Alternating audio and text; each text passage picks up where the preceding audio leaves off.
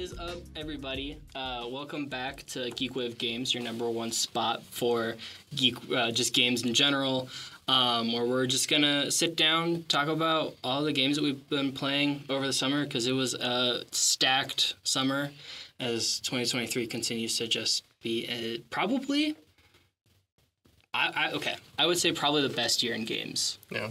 Hands down. Controversial, but I like it. I'm opening this up with some hot takes. And we can get into it. But first, a little bit of housekeeping for Geekwave in general. One of our new shows, if you want to give a little bit of a preamble for it, is we're bringing back Poor Unfortunate Roles. Yeah.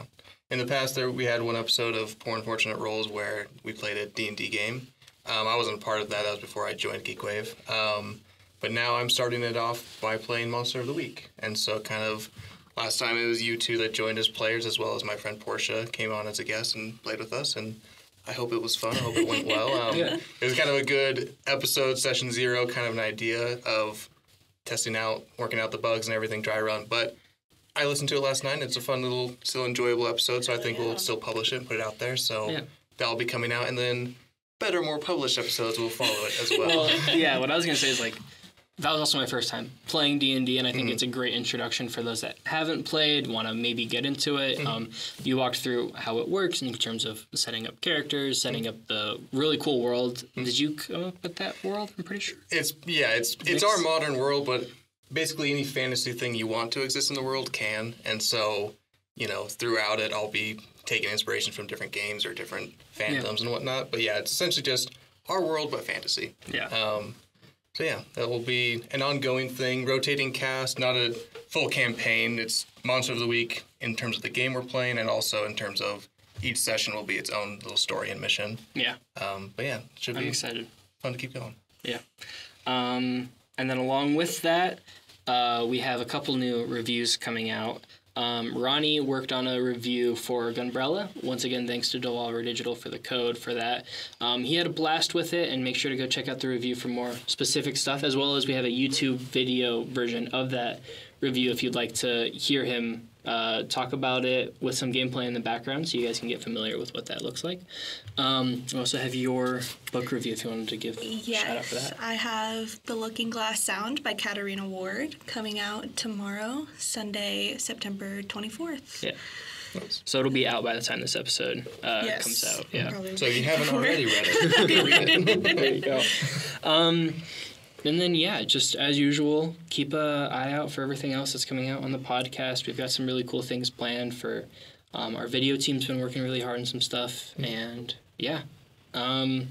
with all that out of the way, first things first, before we get into the games, as a game designer, there's been a lot of crap been going on in terms of Unity. And for those that aren't aware, they basically, I'm going to keep this pretty brief and not get into specifics, but they released a statement that said that they are going to start charging devs based off of the amount of downloads, not purchases, not, I guess just purchases, but downloads, whether that be re-downloading, whether that be pirating, and it's a ton of money, basically, from what I've seen. Yes. Way too much. And recently, they walked it back. So I was curious your guys' thoughts about any of that before we get talking about the more fun stuff. Yeah. I mean, obviously, I think the main issue is that it was an attack on indie creators, mostly, because they are... Bigger companies really don't care if they have to pay $500,000 for downloads. But to indie devs, that can be pretty devastating, if not the end of that kind of thing. One thing that I kept seeing was a bunch of games basically being like, well, for now we are putting stuff on hold while we figure out if we're going to move to a different dev or if we can talk to Unity. One of my most anticipated games, Another Crab's Treasure, which is like a Souls-like, but with a crab. Basically. They just said, all right, well, our release date's going to get postponed until this gets figured out. And also, because their marketing team is brilliant, they had this, big flyer thing of announcing all that, and at the bottom it's just, we fucking hate it here. Nice. Yeah, so that was going on. I think Hollow Knight Silksong was also built in Unity, so they didn't really release a statement. Cult of the Lamb. Cult of the Lamb was removing. And it's just like, I think they can say what they want, really, but it was predatory, I think, especially with the re-download and pirating thing. Yeah. Because, like, especially on the Switch or other game consoles, storage is very limited. Games get bigger and bigger and bigger. You have to constantly take down or delete games, re-download them over and over and over again. And, like, come on. Like, it's a little ridiculous. It's just a scam at that point. Like, exactly. And for me, I was less into this news until, like, you guys introduced it to me, but previously Wizards of the Coast made a very similar oopsie, and to put it lightly, but very similar. Like, it attacked the indie development of live play D&D podcasts, of, like, things like Dimension 20 or Critical Role. They could pay the fine or they could pay for the licensing to play, but for the start off, people just trying to start their own home game podcast, that was pretty much going to go away with the open game license changing. So they as well walked it back thanks to all the outcry from players and fans, and so people are still able to play now, so which is good. Yes, and that's a similar thing with Unity, where based off of a lot of the stuff that they did, a lot of developers were changing. I know, like, for my capstone project, before all this got announced, we were like, hey, Unity might be the best place to build our game. Thankfully, we're just building the prototype, which is going to get basically deleted after we're done anyways. But we are definitely, and I think a lot of other groups are having very serious conversations about not using Unity. And it's not, obviously, because I think how it works is, like, once you get past 200,000 downloads, then they start charging. Yeah, there's a threreshold, but it's not very big. Yeah. Exactly. And it's not like, I don't think any of our capstone games, I wish that they do get past that point. Right. It's more of just, why should we support them if they're willing to do this stuff? And with them also walking it back, it makes me wonder if, they've lost our trust, and it's that sort of thing where, like, what's going to happen when they do it again in a less predatory way. Yeah. But at the end of the day, they still want to make money, so it's still going to suck.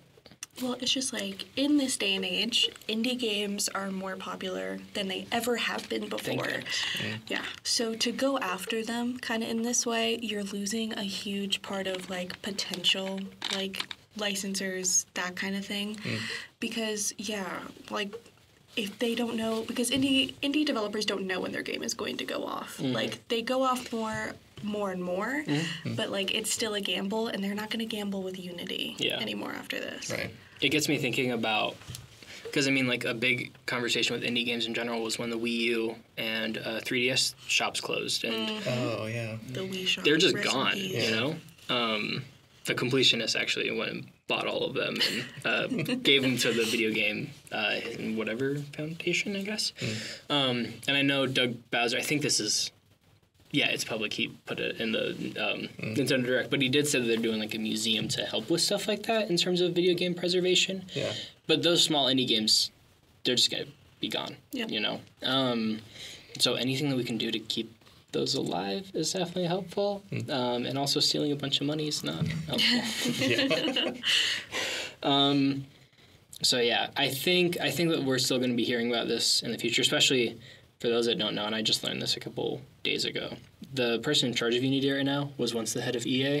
This is a very greedy person. He once had a quote, I think, that was like, and this might not be from him, but it's at least from EA, at the height of the microtransaction stuff, was like, if you're playing Battlefield and run out of bullets in your clip, it's a need that you're going to buy another clip. If we were, like, that's how intense we can get with microtransactions, where we can force you to buy another magazine. That's the guy that we're dealing with. So I don't think he's going to back down. I think that he backed it off because, and honestly, I do think that it's because Nintendo, Microsoft, and Sony, because they do use Unity for a decent amount of stuff. I think that they honestly want someone to be like, hey, we're not paying this. You know that, right? Like, no, we're not doing this if we don't have to. And they were like, oh, yeah, I guess you guys do help us out a lot. Okay, our biggest funder. That's my thing. They didn't communicate with anyone. They just were like, this is a great idea, guys. Outgreeting Sony would be, like, really hard to do. Love Sony, but So we'll still probably be hearing about this in a couple weeks, or hopefully not. Hopefully we're good. I don't think, though. Hopefully they don't just take two and try again a new approach, and it's just as bad, probably. But moving on to more fun stuff, just a little bit of the games that we've been playing, whether or not that's games that we want to cover from Geekwave with review codes and stuff, or bigger games that we can't necessarily write a review for because they take hundreds of hours, and if anyone's not clear, I'm talking about Baldur's Gate. So yeah, but before, because I want to leave you guys plenty of time for Baldur's Gate, I'm personally not playing it. I know. I'll get to it. I promise. It's on the list. I will start playing it this year. I say that. One of the games that we did get for review, and once again, thank you so much for offering these codes. We really appreciate it as we're just kind of starting up and building up, was for Killer Frequency, which is a first-person kind of puzzle radio talk show. I started playing through it, but you have finished it. I finished it. Yeah. Yes. What did you think of it? I thought it was really, really good. I do understand where some of the criticism comes from of like the more like nitpicky, like changing songs, the ad stations, whatever. Mm-hmm. But I think it just, for me, it's all a part of creating tension and frustration towards like the situation that's going on. I mean, it does kind of feel weird sometimes, and like you kill somebody on accident, and then you're like, oops, Yeah, I think because I wasn't as hot on the game personally. I just didn't necessarily find it too enjoyable with some of the writing and some of the gameplay stuff. So that is something that I did do, was purposely kill off, like see what happens when I choose all of the wrong options. And I think that's something that it was, where it was like, I killed someone. And like obviously your companion in this is like, what the fuck? What are you doing? Which was really funny. But yeah, I didn't necessarily enjoy it. I'm, of course, glad you did. Yeah. For those who don't know, like the whole game is you're a radio host in a very small town, and one day the sheriff is murdered, and the only dispatch officer needs to go get help from a neighboring town, so you're in charge of being 911 for the night while a serial killer runs loose. Lovely. Yeah. It's a really cool concept, man. Super cool. At first I was like, it's a little bit like Life is Strange True Colors setup. But this is exactly what I said. Yeah. And in my opinion, yes. Okay. It's a little more lighthearted of an approach with that game. It's a little more rom-com. You can choose. Holy shit. Yes, because we were having a conversation about this when I heard that she played Killer Frequency. I was like, I think Life is Strange True Colors did it better. Yes, okay. A little bit less intense of a murder mystery idea, but yeah, because you're just like helping people get together. Basically, it was most of what it ends up. Yeah, solving inter-conflict issues, a little bit more lighthearted. Mm-hmm. But the serial killer is a nice spin on that. And like again, you didn't play through the whole thing, but like I think it does a really good job, because a lot of games, like, it's one where people either die or they live type situation, and if you're kind of minor spoilers, I guess, there's one little bit where you can make all the right decisions, like, based on the scenario, and somebody still dies. And it's not like a story thing, like, you can eventually save them once you go back, but it's like, you were being the good person and somebody still died, so it still gives you that, like, horror, like, sad feeling that could be missed if you were just like, I'm gonna complete it perfectly, which I think was a really nice touch. I was gonna say that in terms of where some of the more gameplay stuff let me off, or didn't necessarily hold up for me, in terms of, like, it's unfortunate that it feels very obvious what the right and wrong answers are. And then again, like, I only went through, I think, 2 or 3 phone calls, so maybe they do ramp up in difficulty. But the idea that you could still choose all of the correct answers and it feels obvious and they still die is a really cool play on expectations that I wish I saw a little bit more through my playthrough. But I'm glad that it's still there, sort of thing. And, like, I do get it's a little there's a lot of things to do outside of the phone calls. Like, there's the soundboard, and I just want to press them at inappropriate moments because it makes me laugh. I just wish that those did a little bit more outside of just my own enjoyment of, like, pressing a laugh track when they die. It's like, that doesn't actually do it. Like, it's not like the companion's like, what are you doing? There's no time for laughing. Yeah. Exactly. Maybe a little bit more of that. Yeah, I didn't think of that. But I think there's a lot of potential. Like, if they were to make a sequel where it's kind of the same concept, different environment, I think they could really, really nail it. But it was really, really good. Thank you for the game code. Yeah. The other game, we didn't get a review code for this. But one game that at least me and Caitlin have been playing has been Resident Evil 4. Yes. The DLC just came out. We haven't gotten a chance to play it because we are college students and have a lot going on. But I have also been replaying Resident Evil 4 on hardcore. I'll probably do professional too. Yeah. What did you think of playing through it? I'm a sucker for environment. Total sucker for environment. And I think that, both Resident Evil 8 Village and Resident Evil 4 have the same type of vibe, and I adore it. Resident Evil 4 was really, really good, in my opinion. Yeah. Especially they just kill it with the environment. I can't get over it. I will gush about it all day. Yeah, I think I've kind of been playing this game in my head, where what's the game of the year besides Tears of the Kingdom? Because it's so obvious that it's Tears of the Kingdom. Right. Resident Evil 4 is that for me right now, where... They're saying it's not even going to get nominated. Why? Because just too much stuff? Well, yeah, it's just because right now it's Baldur's Gate versus Tears of the Kingdom, and... I'm trying to think of what else might go up there. I forgot what the other one was, but, they're just saying that Resident Evil... Starfield? Because I don't think Starfield should be I don't think either. But we'll get to that conversation later. Probably not this episode. Put a pin in that. Yeah.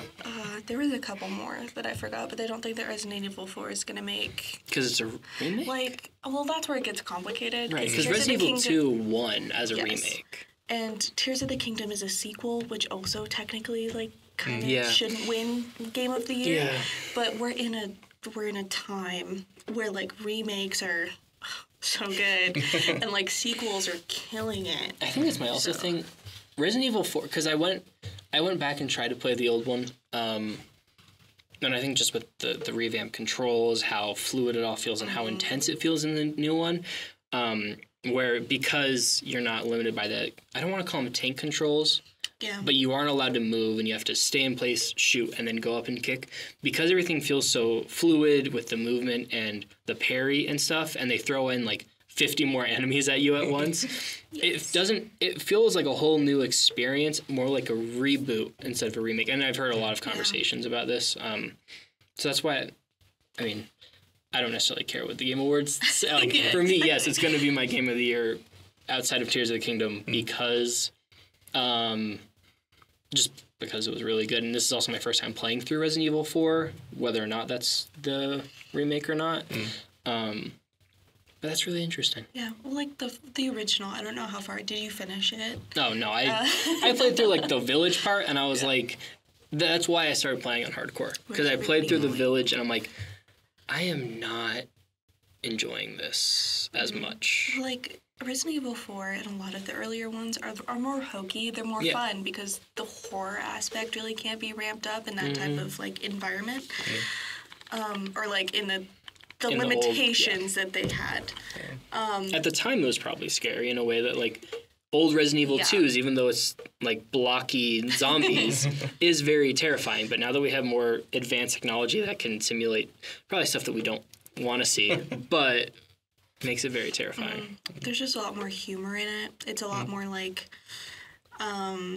old-timey funny puzzles, kind of, from what I remember. And so Resident Evil 4 really does feel like a completely different game. It still keeps that fun stuff, though, that I love. What was the thing when you're fighting the knights in the castle and he goes, nighty-night? I died. I probably laughed at that for way too long. Yeah. I think... because I played it with my roommate, and what she found really funny is when you're jumping across the chandeliers, and she gets mad at you, and you're like, "What are you, my mom?" She was Is this I've never played a Resident Evil game. Is this the kind of game where it doesn't matter? There's no connecting story between each game? Like I could just jump straight into 4, or is there like a world around it? So for definitely. What did I just ask? What did I just dive into? For 7 and 8, there definitely is a linear story that needs that probably you should play both of them. Yeah. The rest of them, which is complicated. weird because 7 and 8 also bring in Chris Redfield, who shows up, I believe, in 5 and 6, and is I think he's the first. Is he in the first one? I think he's in the first one. I really want them to remake the first one. I know. I don't know why they didn't because get over it. they didn't. They just remade it in still it was thing, and then with Resident Evil 2, they're like, let's change the entire game. So that's where it gets complicated because. Have you played through some of the older ones outside of Resident Evil 4? No. Okay.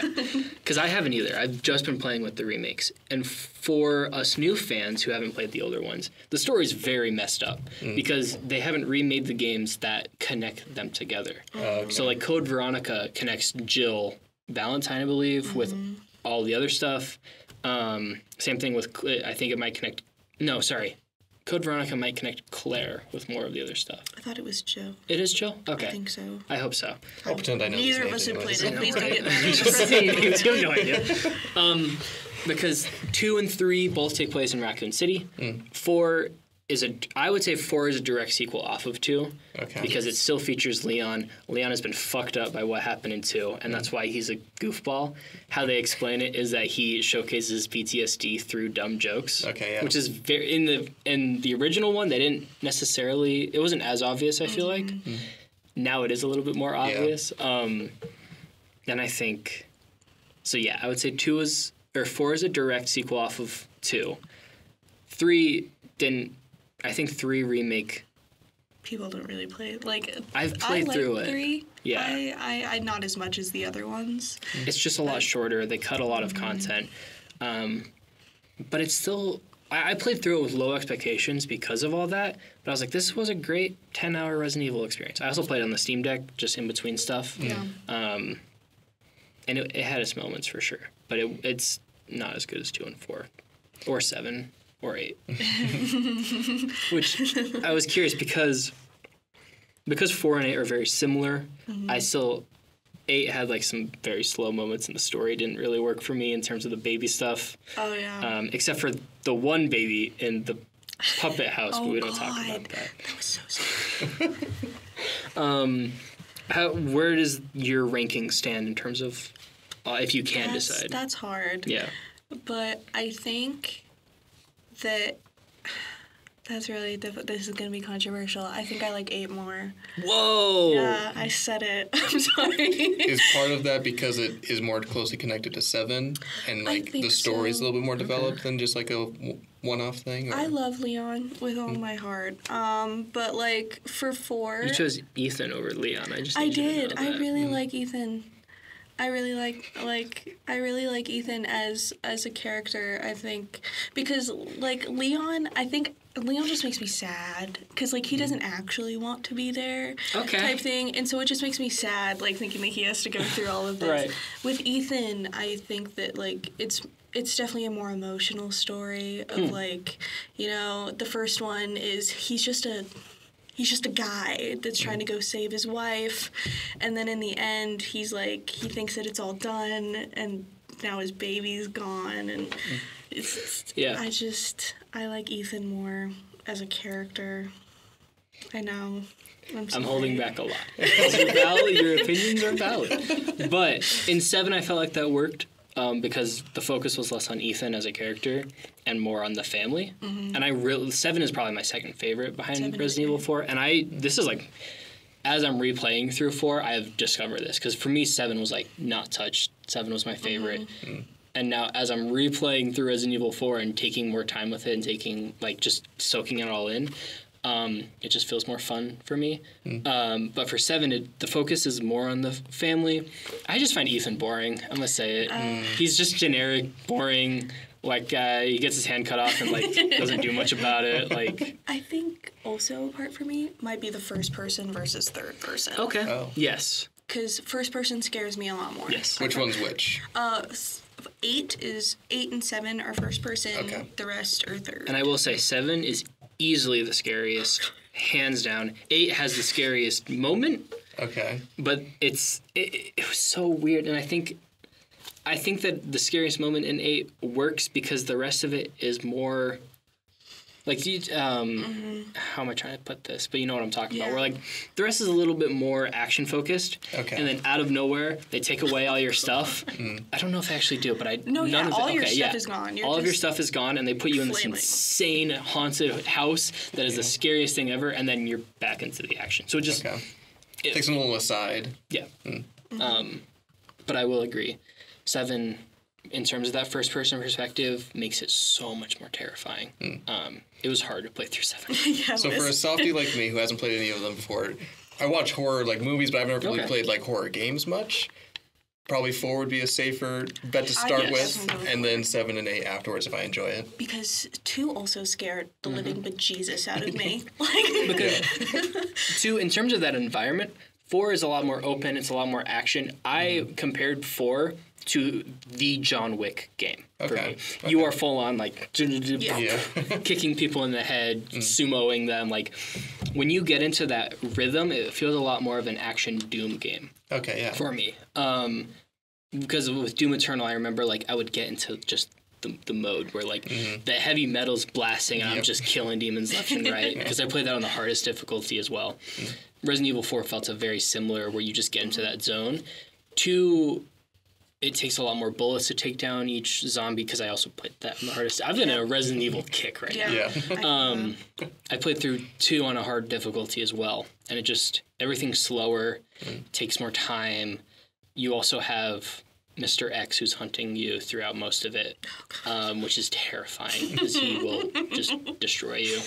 And what's even more difficult is you have to solve puzzles. So you have quick times where it's like, okay, I have to do this, and I hear his footsteps. I've got to do this in 2 seconds and then run away. And you're in a building too, so most of it is just like close hallways and what's around the corner? Windows. Windows are fucked up. So yeah, 4 is a good place to start off with because it is a good balance between action and horror. And then if you're feeling that vibe, maybe go to 2. 7 and 8 feel a lot different in terms of the first-person perspective, but I think if I want a scare, I'll go to 7 and 8 and go because it started with 7 for the full scare. 7 is like, I think the scare. I watch a lot of horror. I play a lot of horror games. I'm a scaredy cat, but I don't scream. Okay. I scream like it was bad. I'll have to make sure I'm not playing it too late at night to where my neighbors will get concerned and call the authorities. I mean, I think I played 7 during Halloween time because I wanted a spooky. Because I really like playing through like Little Nightmares. I think that was my first introduction to horror games, and I've not really gotten into the world of horror movies. I am doing so soon. During the month of October, I've got like a whole list of things prepared. I mean, for me, some of it's just watching Labyrinth and Dark Crystal, which aren't really scary. They're kids shows, you know. Right. But I just watched Labyrinth. What scene was it with the stupid red monkeys and they're kicking around their heads? That was way more fucked up than it needed to be. Some good little body horror in there for you. Yeah, exactly. They're not scary, but they're a Halloween rewatch ritual for me. That's fun. Which I think we might talk about in another podcast. That's a great point. Yeah, well, a little bit of a tease for now. We get that prepared. But yeah, if you're ever... Because the weird thing about horror games... And this is why I'm always curious, like, why don't I watch more horror movies? Because everything that I've heard from people is that the games are a lot worse because when you're watching a movie and some guy comes up with a chainsaw, it's like, what will the character do? When you're playing a game, it's what the fuck am I going to do? Yes. So I'm interested to see going forward as I start watching more horror movies and compare the two experiences. Even in general, movies tend to be formulaic, you know, they follow a 3-act structure and stuff. And so as soon as you've watched 2 or 3 horror movies, you can kind of guess where the jump scares will be easier and easier. So it's definitely, I've definitely gotten into an easier, like, safety zone with the movie. With games, it's definitely a whole different thing that, like, I haven't done that. I know the script's going to be different. I'm not going to have the same kind of, like, I can expect this is going to happen. So I think it'll be a more fun scare. If you end up doing it, I'm really excited to hear what you think. Okay, I'll record my screams while I'm playing. I'm a control freak, so I think that movies are a little more scary to me because I can't do anything. Yeah. You see the person doing the dumb shit. And Yeah. you're just like, what are you doing? Like, Stop this is looking not. behind you while you're running. Just keep running. Yeah. But I will give I loved Resident Evil 4. Don't want to take that away of from course, anything. yeah. It was an amazing. I asked you which one you have to compare, and it's like Yeah. comparing two amazing things. You know? Exactly. Who's your favorite child? But Resident Evil 4, I think, gave me, a bigger scare than 8 did, though. Really? Yeah, the slithery guys. Like, Slithery guys. like the guys that, like, where is it? It's like in the facility. Oh, type thing. yes. They were terrifying. I had to take a break. No. Did you learn how Absolutely to not. beat them? Mm-hmm. Okay, yeah. It took me way too long to figure out how to beat them. And once then I they did... started exploding, but Yeah. you figure out how to beat them, and then they start exploding. Well, that was what was terrifying for me, was like... And I think that part was masterfully done for someone who's just hopped into this experience, because for a long time you don't know how to beat them, and you're like, well, shit, these are the invincible guys. Like, I just can't do anything. Once I figured that out, I was like, oh, okay, it takes away a little bit of the scare until they start exploding, and then I just you know. don't like how they slither. It was not okay. I'm reaching that point in this hardcore playthrough, and I'm not looking forward to it. See, I get scared enough with, I don't even remember the names, but the hands in Tears of the Kingdom, the gloom hands are the gloom terrifying, hands. yeah. Like, I get scared enough with just those. Yeah. Oh, and what's the ones in Gerudo that have invaded Gerudo Town? The new monsters, like Gibbons or something like that. Like, I don't remember. Oh, I think I know what you're talking about. The walking zombie type guys. Yeah, the skeletons. They're a Yeah. common enemy. They're also an Ocarina of Time. Yeah. I'll Google. Thank you. It's going to bug me for the next hour. Yeah. In the meantime, another code that we got, moving away from Resident Evil, assuming. Okay. Another code that I got that I also didn't get a lot of time to mess around with, but I played a couple levels, was Trepang. I believe it's either Trepang2 or Trepang Squared. It's a really good first-person military shooter game. For those of you that really enjoy like the Call of Duty campaigns, there's not too much going on story-wise, but in terms of the more movement and feel and combat based, there's a lot there. I played it on a harder difficulty for like 3 or 4 missions before I felt I got a good feel for it. So if there's anything that happens past that point, feel free to let me know and I'll keep playing through it.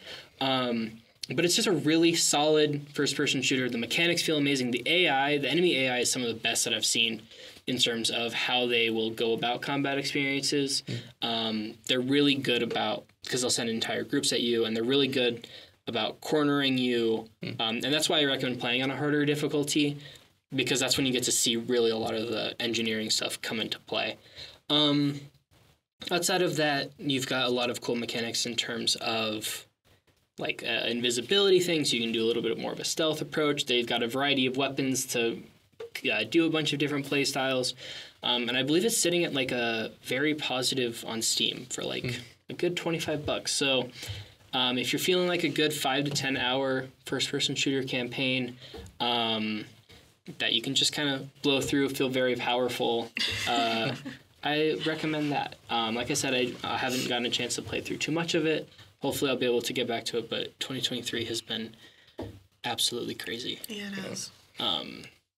Speaking of which, unless there's anything else that you guys want to Just the quick go Google over. result. Gibdo. Yes. Gibdo is what they're Gibdos, called. yes. So that's pretty close, but Because they're Gibdo bones that do a lot of damage as well. Yeah. Speaking of 2023, being an insane year for games, despite everything else that's been coming out, this little game that no one had really heard of outside of it being a very poor early access came out. 2 years of me having the early access that's right. experience, yeah. Okay, well, Baldur's Gate. I will say, we are talking about Baldur's Gate now. Buckle up. I haven't played it. I've been watching a bunch of playthroughs. I'm a little nervous to buy it when I've got capstone and stuff going on. I don't want it to consume my life. Yeah.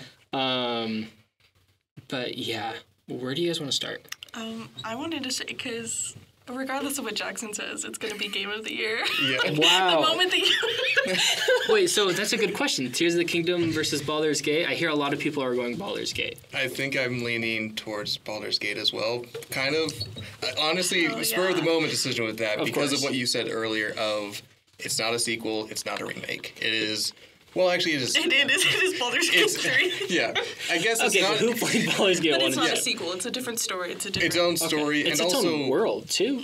Okay. 1 and 2 are incredibly old in terms of, like, yeah, it took, 8 years between Breath of the Wild and Tears of the Kingdom, but it's still within the same game system. Yeah. Golly, 6 years. 6 years. 6 years, that's Okay, right, yeah. still, that's all. I was in high school. Yeah, Middle school. But Fuck. it's run Sorry, on the I same didn't do game this. system, though. Yeah. Compared to Baldur's Gate 1 and 2 are bird's eye view, very pixelated graphics. Like, they feel very different compared to what Baldur's Gate 3 is, even just graphically. So, yes, it's a sequel, but it's a little bit different type of a sequel. And like Tears of the Kingdom, I played Tears of the Kingdom too. Okay, awesome. Great game. I love, yes. But Baldur's Gate is just really, really special, and I think it does a lot of things for the gaming community that Tears of the Kingdom, like it revolutionizes a lot of things in a way that like Tears of the Kingdom kind of didn't. I mean, they had their whole industrial revolution. But that was building on top of the great mechanics from Breath of the Wild, whereas Baldur's Gate is introducing so many amazing mechanics. Just from a standpoint of a role-playing game, Zelda games, you're playing as Link. You're role-playing as Link. The dialogue options, there are some, but they don't really change the story. Yes. It doesn't change anything. And in terms of revolutionizing stuff, Tears of the Kingdom was the perfect chance to let us play as Zelda. To have, instead of Link falling down, or Zelda falling down the hole, just have it flip around. It was the perfect time to do it, but it's still, you play as Link. Yeah. I was really disappointed to not be able to play as Zelda. I thought that they were going to do it, and you get to play Zelda in the older stuff, and they do some sort of time stuff akin to the timeline, but it's still great. It's just like, I But agree. it's just another Zelda game, though. As great as it is, it doesn't change a formula that much. It doesn't really break any boundaries, whereas Baldur's Gate, like you were saying, it definitely changes things. Yeah, like, because also with, like, Tears of the Kingdom, I was kind of hoping that, like, more, like, sky stuff. There was not a lot. Yeah. I'll still hop in, explore for 2 hours. Like, that's my go-to just game for that. But there's definitely not as much sky stuff as I want. Yeah. But back to Baldur's Gate, like not only does almost every single like dialogue option have an impact on the game, to whether it's minor or major, is insane. And the 17,000 potential endings, I heard that and I thought that it was. I thought it was bullshit too. bullshit. It was not. Well, you just think about mathematics of you have your character, Tav is kind of the default name that they call it because that's the name it just defaults to. Then you have 6 companions that you can have with you. Yep. You can make each of them play any... I think there's more than that after Act 1. Yeah, you're right. Sorry. Hate to spoil it. Spoilers. I've heard a lot of people where it's like, 6, I'm in Act 3 and I have however many number, they don't spoil it. So let's just say Act 1 numbers alone. That's already 7 different people, 7 different pathways, just going to like the Druid Grove. Just that alone, you've already got an exponential amount of different possibilities of how you can take the story. Yeah, and like with your character relations, I mean, every single one of them has at least a minimum of 2 different branches that they can go down. Yeah. And that drastically changes the story. Just so many little avenues that you can go through. I think that 17,000 is probably an accurate number. Yeah. And Raphael will just show up at one point. It's like, oh, this is just some random thing. This isn't going to come into impact later, but it does. Yeah, it does. It does. Yeah, it does. I think that's what I'm so like because yesterday in our meeting we were just talking about it, and Sierra hadn't come across Gale. Was that the name? Yeah. Yep. Okay. I've actually had a lot of friends who pass over the Like intro these huge spot things. of Gale. Like as someone looking in, I've heard Gale a lot. Yeah. For many reasons. He's on the poster of the game. Yeah. The idea that you just sometimes like people are like not encountering these what sound to me like major events in the story is crazy. Yeah. Sorry. I was playing with my friends because you can do, and that's another thing, you can do multiplayer and single player, right. So much potential. You can play as your character or as any of the origin characters and play through their story. Or Dark Urge. It's a lot. But when I was playing with them, we were like getting into it. We got into the Druid's Cove, and I was like, oh my god, we don't have Lae'zel. I was like, oh god. We need to go back. Yeah. But yeah, it's just, it's really good. Yeah. And if you don't want Gale around, if you want to just leave him behind, play the Dark Urge, because then you have the fun option of chopping off his hand, because I'll spoil, his intro, he's stuck in a portal, a waypoint thing, and he's reaching out his hand, he's like, hey, can someone pull me out? Someone help me. If you play the Dark Urge, you can just chop it off and leave him there. Carry a hand in your inventory for the rest of the game. Because, like I've said, I'm new to Dungeons & Dragons and all of that. Everything that I've heard is the amount of stuff that you can do so akin. Of course, it's not going to be able to replicate the same freedom you have with Dungeons & Dragons. Right. But they're pretty darn close. Oh, you can be as much of an asshole, as you want. Even... Because, with D&D, there's a thing that I was kind of hesitant about this game because D&D is such a free-form thing. And a major thing that a lot of D&D players is, you're an asshole not to the people around you, but to, the DM, Yeah. But you can do that stupid shit, to the AI, to the story, and I think that's perfect. I remember...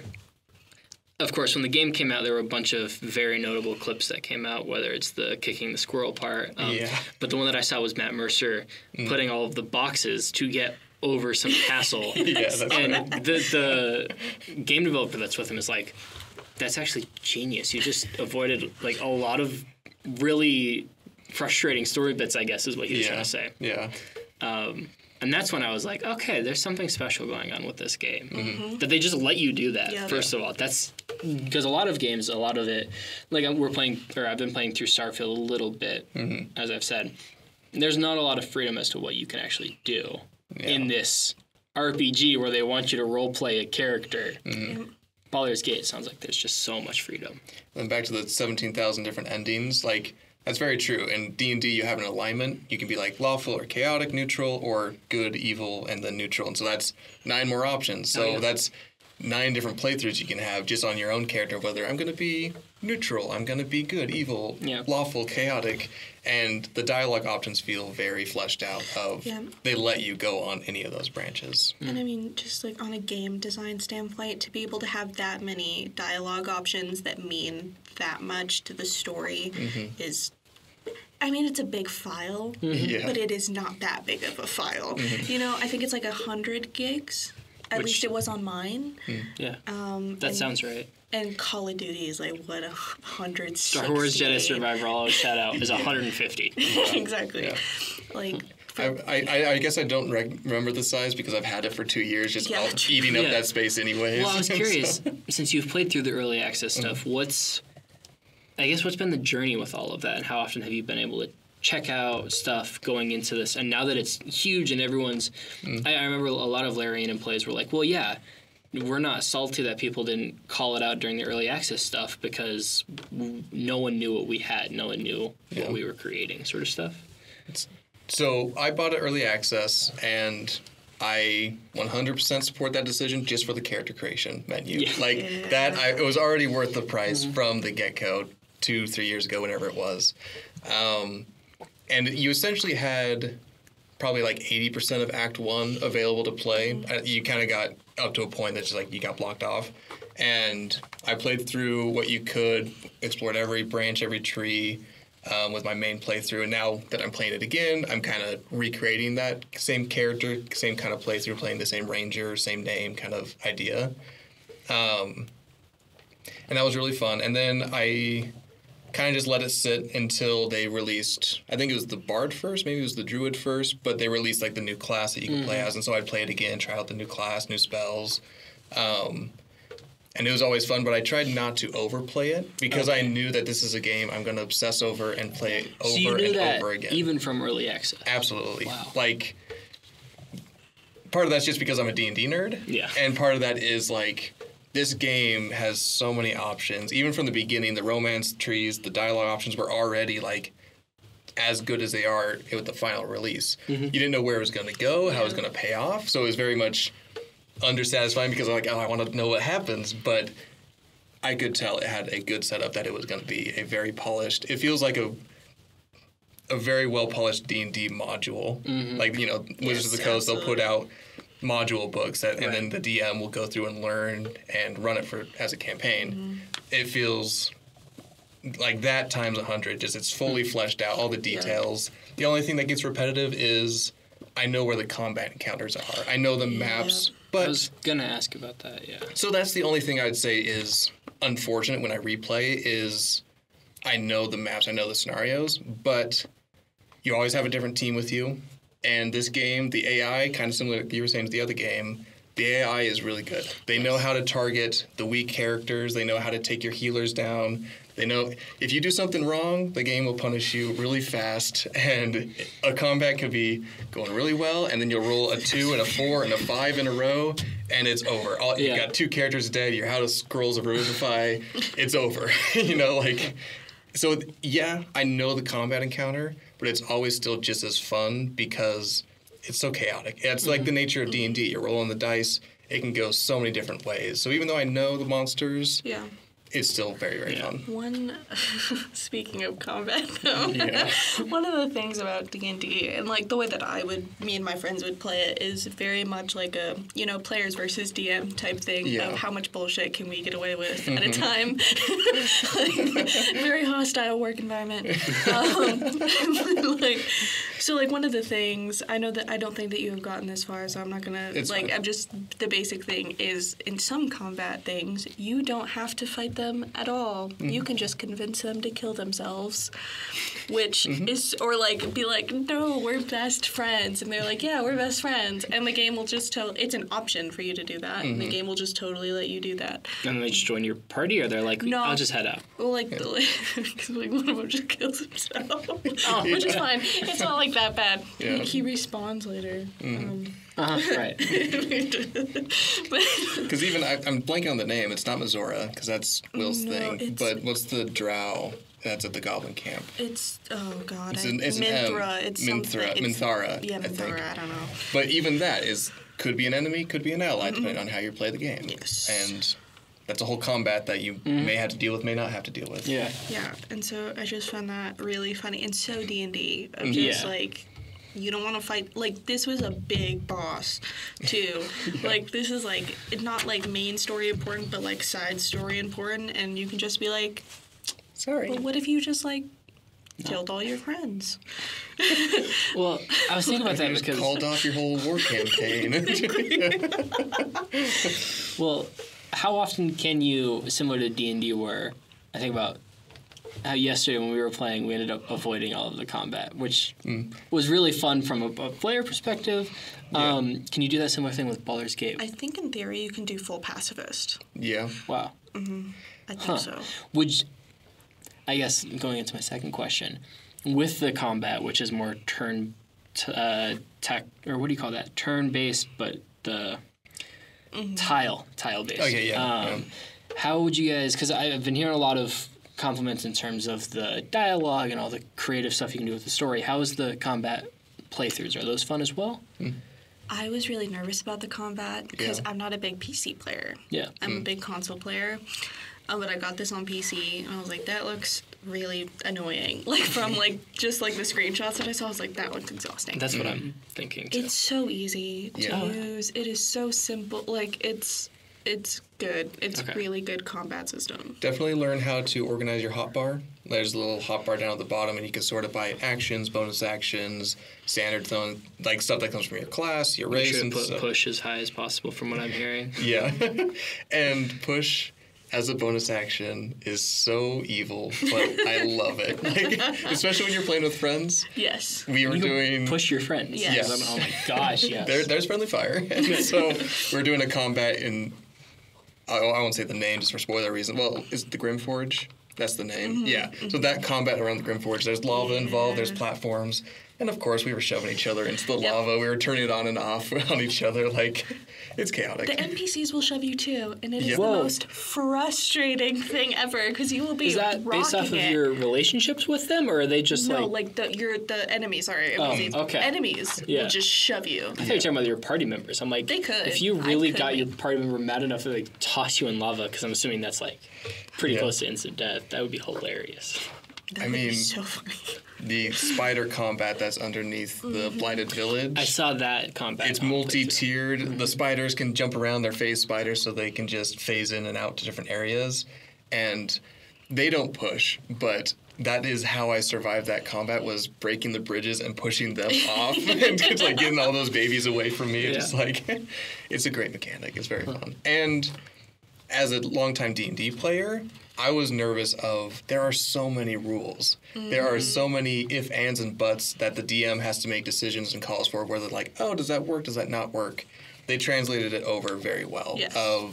It feels like D&D. If you know how to play D&D 5e going into the game, it's as close as you can get to a one-to-one translation. Yeah. And so it'll be very familiar. The spells, I'm sure. Yeah. That's actually part of just the logistics reasons. They had to cut it off at level 12 because those higher level spells from 12 to 20, how do you program Wish? The spell where you can literally just say, I want this to happen. If I roll well enough. Type it in. I want this to happen. It gets sent to this one programmer that's always working. They quickly have to program in a new ending for you, making the 7001 ending because you cast the Wish spell. Yeah. So obviously they had to cut some things out and they changed spells to work, but it's very one-to-one. Yeah, no. But also save scumming. Yes. Yeah. Are you guys good for I've heard, of course, there's always the conversation with every single thing for save scumming. We're just going to be controversial this episode. If you're not save scumming, you're miserable. Yes. That's what I think. Especially with my main playthrough where I'm very precious about how I want to roleplay the character. I want to explore the dialogue trees just for my own curiosity's sake, but also it will be someone will get offended by something just because, you didn't know about their backstory, and so they'll kind of be upset by it. I save scum those because I'm not a purist per se and never want to cause harm. I accept when I make foul steps in a conversation and get someone upset, but save scumming, that allows me to be like, okay, that all makes sense. How do I want to roleplay this specific character? And then also just in terms of combat, you have to save scum. I think about it with Fire Emblem. I save, if I lose one person, I'm like, I'm not going through with this. I'm just going back, I just made a dumb call. Let's go back one turn or just start it over again and just see what happens. Well, it's the game doesn't even discourage save scumming. If you die, it's just load up your last file. Right. It's asking you go back. It's just I spent $70 on this game. I'm gonna be. You're gonna enjoy it the way you want to enjoy it. I'm gonna be happy. Although, isn't there a difficulty one where they will delete your character if you die once? Did I hear that, or maybe that's a mod? I don't know. I think that there is. I think the very hardest option is the tactician. Insta death. Which, if you have fun with that, sure. I have a humanity in life. I guess I don't have time. I would be dead in probably 20 minutes. I don't know how good for you guys if you guys can get all the way through it. Definitely on my side playthroughs. Dialogue, I'm a little bit less save scummy, but combat is still just, it's necessary. Instead of having to go through your entire 2-hour session that you were playing and you die in one combat and you have to replay the whole thing again, it's just, you have to do it.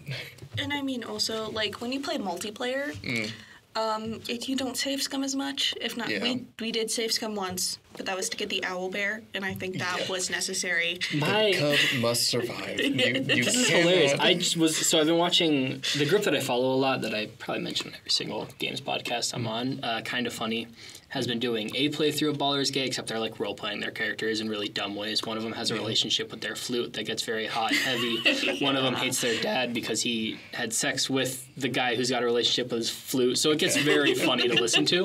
They killed the owlbear in the last thing, and they had no idea what they were doing, and they're not save scumming, but I think it's so funny. Because I've also heard that the owlbear has one of the most powerful moves, which is the WWE, it goes down or something like that, right? Albert from the sky.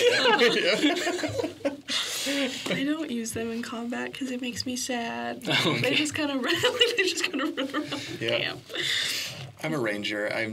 I didn't choose the animal, the Beastmaster, where you can have the animal companion. I'm a hunter, but it's definitely they're safe at camp. They can stay safe at camp. They're not coming to fight with me. My other playthroughs, I'll use it, but Have you talked to them with animal speaking? yes, they're so cute. Like the owlbear's just like, you're not food. Yeah. You're a friend. And I was like, yes. It's Finding Nemo. And then you got Friends, a not dog. food. Yeah, and of course, I know about the dog. Scratch and the owlbear cub are best friends as well. It's so cute. Because they have to be. Maybe I should have stepped out because now I really want to go home and try You out this should. game. This is an intervention for Jack. I just started up Cyberpunk for another playthrough. I can't add another game. But you can, Should I buy it on PC or PS5? PC. Okay, that's what I thought. I'm going to buy it on PS5 again later when I have more money after this year. Because I want to see just how the game mechanics work on PS5. I guess you could just plug in your PS5 controller, but I don't know what else would change. Yeah. That's the biggest thing, though, that, like... And I've heard it's a good port, I will say that. Like, it's really 60 frames consistently, looks really good, which I don't know how my PC will... I'll have to look up how my PC will handle that, but... For me, it's mostly a quality of life thing of the PC options of having quick hotkeys, the organization of the hotbar is so much better than wheel options of, using the joysticks for that. Like, it feels way more clunky. You have less sorting options. Like, that alone is a reason for me to say PC. I'm probably going to do PC. Like, you guys convinced me. I have heard that the controller support is really good. If anyone is deciding to play it on PS5 or Xbox when it does come out, I think later this year. I thought it already did. It came out already. It came out on, like, the 9th of this. Oh, you're right. They just had to do... Because they were struggling with Series S support for multiplayer split screen. Okay. And I think what they did was met with Phil Spencer. And Phil Spencer was like, we really want this game. Remove the split screen on Series S. And I think they just put it out. Okay. So I think you're right. Or they are putting it out soon. At least it did for PS5. Yeah. I'm not an Xbox person. So. Nor am I.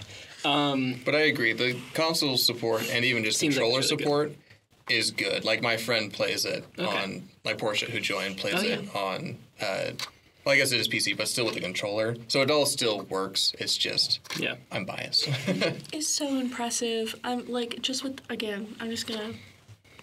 gush about it. Yeah. It's so impressive that not only did it work so well on PC when it really probably should have, but like now that like the port is also like not a total disaster. Geez, you guys put a lot of work and effort. Well, this gets me thinking, leaning away towards Baldur's Gate and the impressions it's going to have on the community and the industry at large.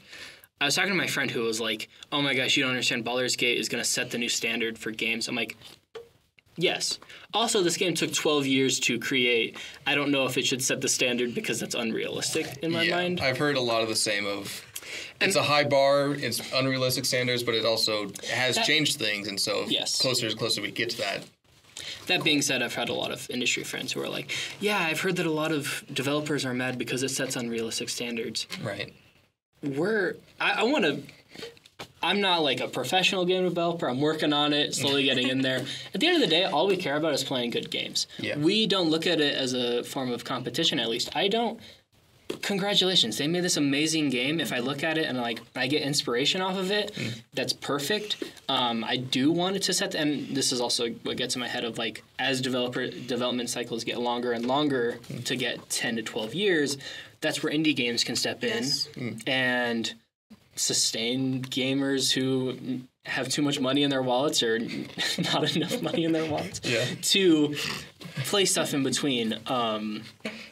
I don't know. That gets into another conversation. I've heard that a lot between my circle and just the industry at large. At the end of the day, we're just happy that there's so many incredible games. We're having fun. We're gamers just like everyone else. And I feel like it's more important that the developers have appropriate work conditions and work hours and pay and compensation. That is a much bigger issue than just whether it's an all top selling game or if it's an indie game. Like, have fun with the games you play, but as long as the developers are sane and not in unsavory work conditions and all that. Yeah. I think the standards that Baldur's Gate are going to set is going to be for the major.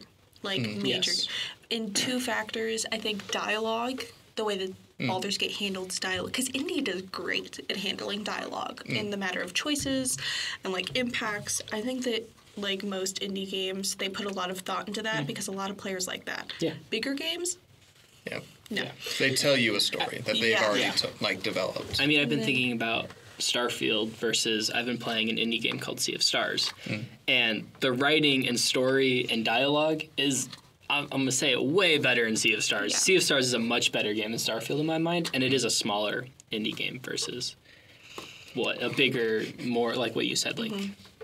Yeah. And I think that was kind of the thing of like all the indie games are focusing on dialogue, but like the bigger industries are like, that's an indie thing, you know, like that's what they do. But then like Baldur's Gate comes out and people are like, this is what we wanted, and they're like, fuck, maybe we have to listen to them now. Guess we gotta do that. Yeah. But I think also is like in terms of release, like there was the early release, had like they troubleshot it, but when it was actually released, the game was solid. Yep. It was playable. It was fun. Like there were a few bugs and people understood. And but the hotfix came out real fast. Yes. Yeah.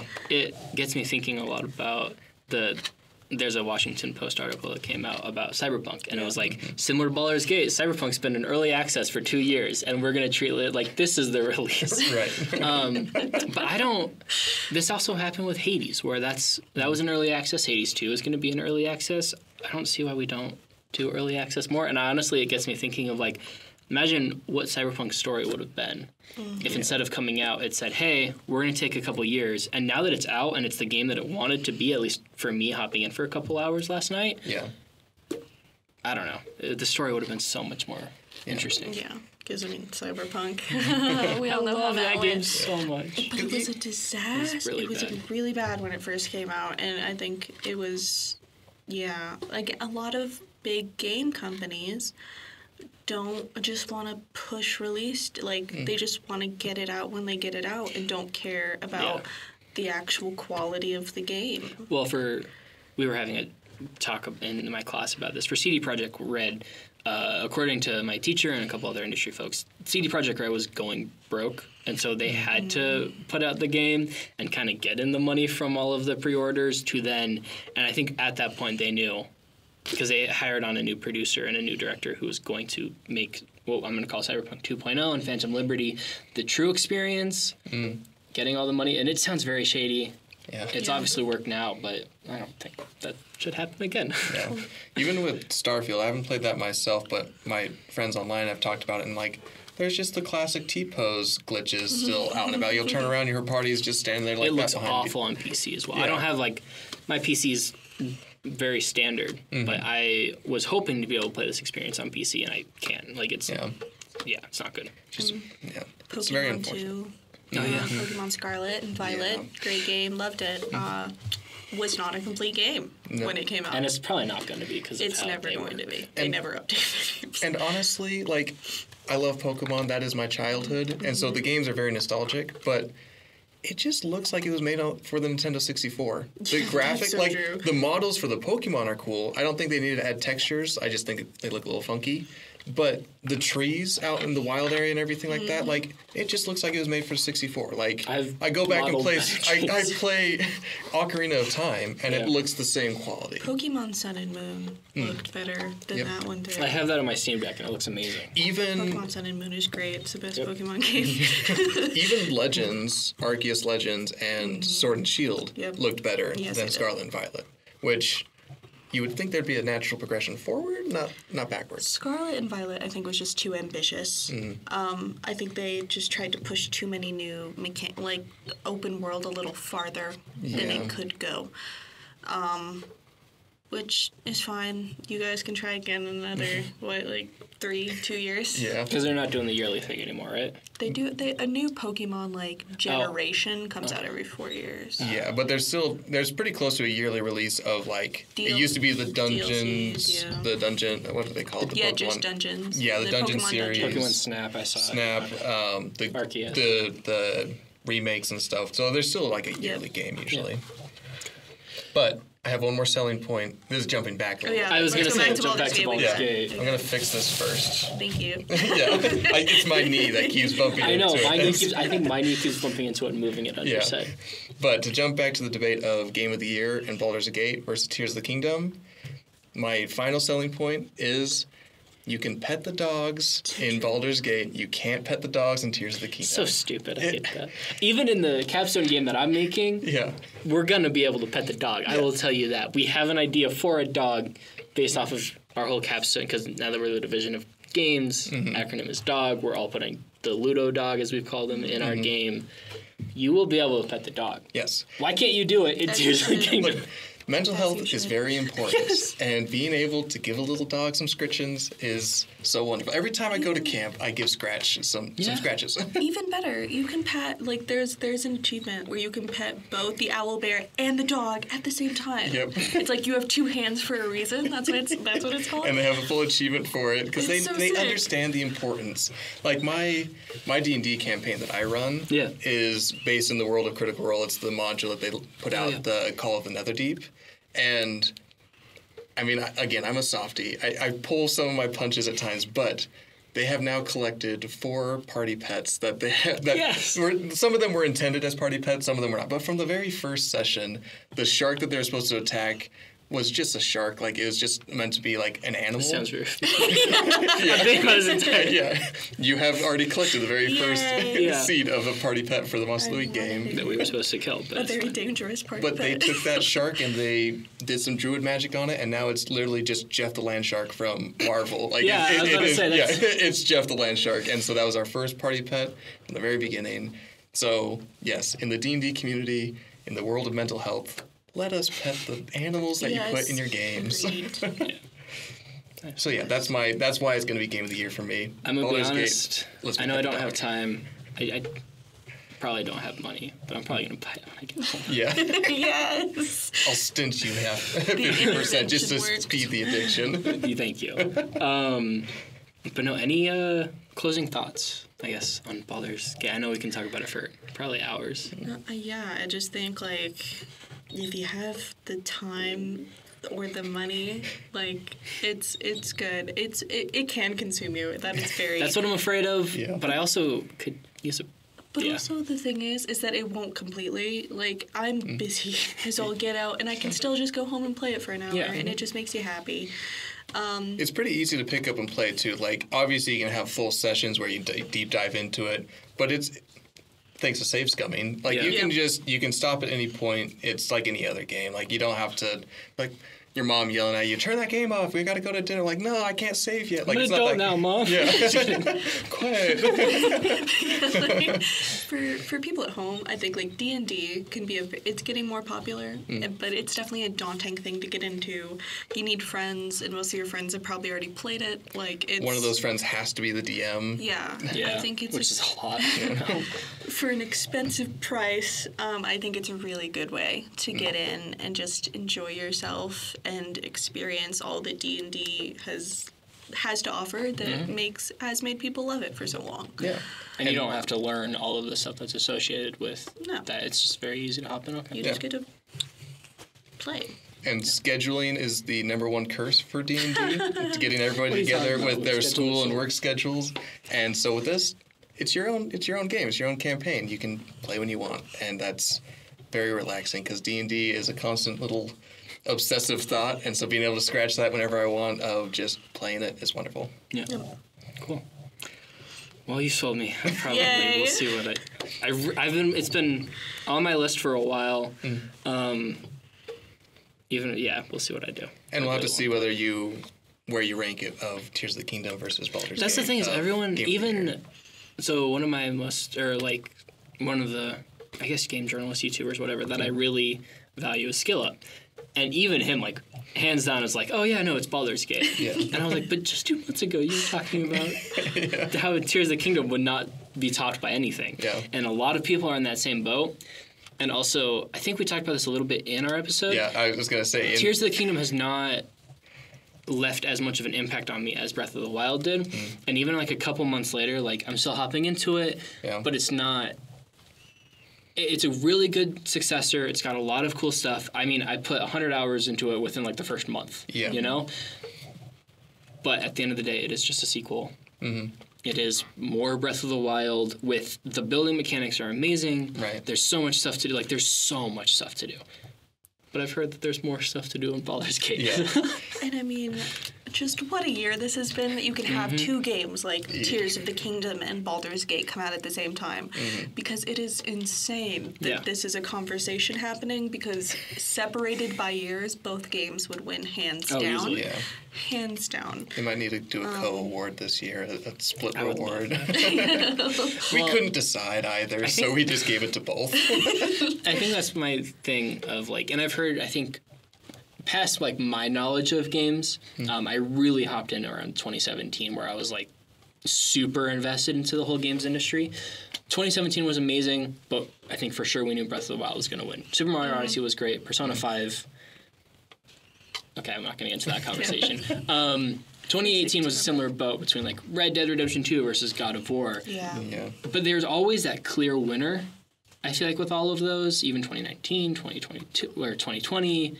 With this year, there's not a clear winner, which is always cool, and I love when that happens, because it just means that we're in a great space. And also, the fact that there's been so many games coming out, from, like, the fact that we talked about Resident Evil 4 just a second ago.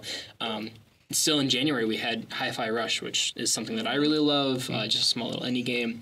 I don't know. Jedi Survivor came out this year as well, and that's, like, my favorite Star Wars experience. That was another up and runner for Game of the Year. Yeah.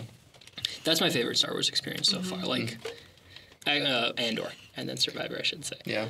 But the fact that we've had all of these things, and yeah, it's been crazy, and my wallet's showing it. And I will say also with Tears of the Kingdom and Baldur's Gate, like, I'm taking my time with it. Like, I haven't beaten either. I haven't even gotten past Act 1, honestly, in Baldur's Gate 3. Like, I have been so slow because there's such great games that just really because they are so good and polished, you can just dive in, explore every nook and cranny, just sit there listening to the music. Both sound... Thank you, Baldur's Gate, for releasing your soundtrack, because it's great. And Tears of the Kingdom, amazing. Zelda, Nintendo's so dumb. Just let me listen to the songs. Like, I have to go to a YouTube video and listen to it. Yeah, it's fine. But you can just sit there and listen to the environments, the music for hours. For me, like, both of them are just such great games to spend as much time as you want with. Like, and I definitely think with Baldur's Gate, I'm going to do that. I'm going to take my time. Because, like I said, Tears of the Kingdom, it overtook my life for a bit. Yeah. Where for in the next month or a half, I was playing through it, put 100 hours into it, and I love that experience. I do look back, I'm like, I probably should have tried to pace myself. I don't think I could have, if I'm being honest, but I probably should have tried to pace myself better. I'm going to make more of an effort with Baldur's Gate. Yeah, I just think, like, I'm excited to see where open world, like, RPGs go from here, because Baldur's Gate is almost a perfect game for me, but I know that people can do better, and I think that's going to be really impressive to see. Next year is going to have a lot of tough competition, but we'll see. Cool. Well, then, as we kind of end this episode of Geekwave Games, once again, thank you so much for watching and or listening. We really appreciate all of you guys, and as well, feel free, because this will be going up on YouTube, feel free to respond in the comments what your current game of the year is so far, whether it's Baldur's. I know, then you put it in perspective, it's like, oh shit. But yeah, feel free to just put your own game of the years into the chat, comments, whatever, however that works. And then if you'd like to be a guest on the podcast, feel free to put that in the comments as well, or send us an email through j.day@youstudentmedia.com. And make sure to check out all of our socials from TikTok, Instagram, what's the other one? Twitter. Twitter. Just to be clear, Twitter. Which are all going to be linked into our bio. But any closing remarks or anything else? No. Cool. Then I hope you guys have a great one, and we will see you guys next time.